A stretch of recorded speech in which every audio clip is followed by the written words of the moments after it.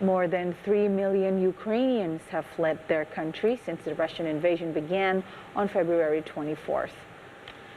Over half, or 1.8 million, have crossed into Poland, while others have found shelter in Hungary, Slovakia, Romania and Moldova.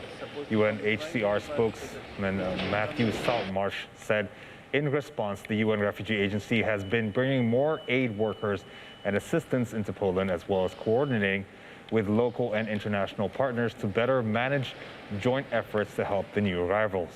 Saltmarsh said on Wednesday refugees from Ukraine fleeing Russia's increasingly brutal, now 4-week-long invasion of their homeland to seek shelter in neighboring countries tend to be more vulnerable in a more traumatic state than the hundreds of thousands of others who preceded them in the early days of the conflict.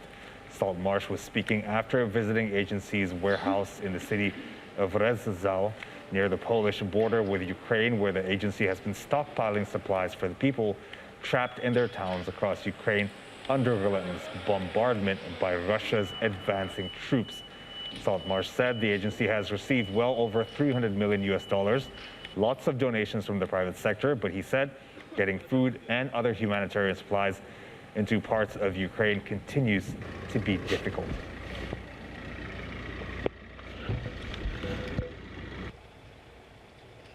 Well, what we're doing is we're moving humanitarian items to this warehouse here. That could be things like thermal blankets, mattresses, solar lamps, batteries, food, tarpaulins and plastic shelter equipment, warm clothes. They come into this warehouse here either by airlift or sometimes also by road from other places. It's then itemized and categorized here, and then it's loaded onto a truck and it will move across the border. It's about 85-90 kilometers away from here.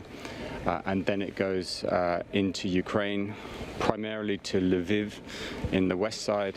Some of it will stay there, and then some of it will move on to different parts of Ukraine. Well, the overall number has crossed the 3 million mark, and here in Poland the number is 1.8 million or so.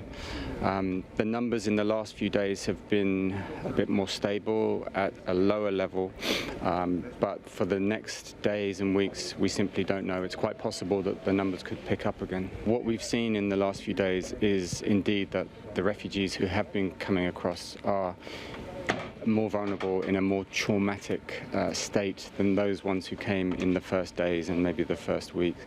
And what we've been doing is bringing more people into the country, bringing more assistance into the country, working with partners to try to make sure that we can work effectively under the government, which is managing the process, to do what we can to help those cases. We have an appeal for the neighbouring countries for something like $550 million.